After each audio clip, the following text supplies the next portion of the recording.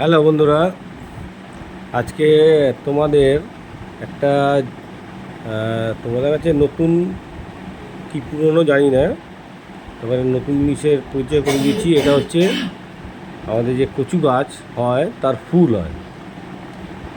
তো দেখো, এই যে কচুর ফুলের ভেতরে একটা দানার মতো থাকে লম্বা, সেটাকে বাদ দিয়ে এটা খেতে হয়।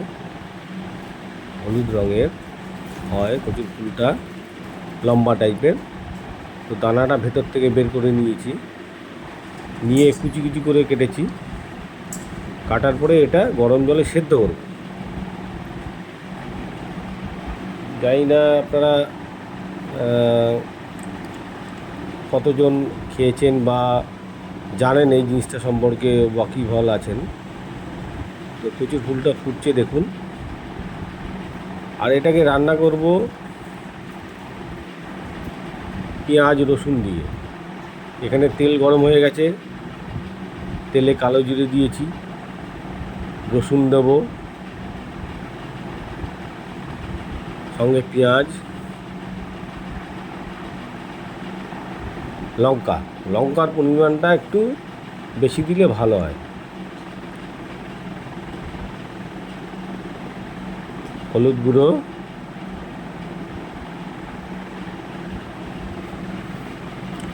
লবণ পরিমাণ মতো,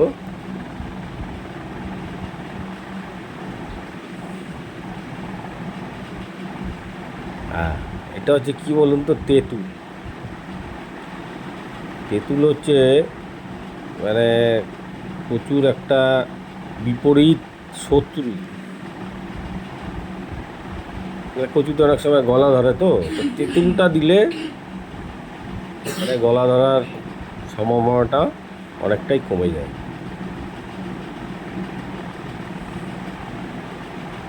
তো এটাকে কচুর যেটা ফুলটা সেদ্ধ করেছিলাম সেটা দিয়ে নাড়াচাড়া করে, এবার অনেকে এটাকে শিলনোড়ায় বাটে, তো আমি আর বাটবো না। আমি এটাকে মিক্সির মধ্যে একটু ঠান্ডা করে মিক্সিতেই পেস্ট করে নেব। এই কচুর ফুল যে বাটা, এটা দিয়ে মানে গরম ভাতে একতলা ভাত, মানে গরম গরম একতলা ভাত নিমেষে শেষ হয়ে যাবে। হ্যাঁ, তবে যদি কচু তো অনেক ধরনের হয়, জল কচু যেটা আছে না, জল হয় তার মধ্যে, সেই কচুর ফুল একটু গলা ধরে। আপনারা বাজারে পেলেই এইভাবে একবার টেস্ট করতে পারেন।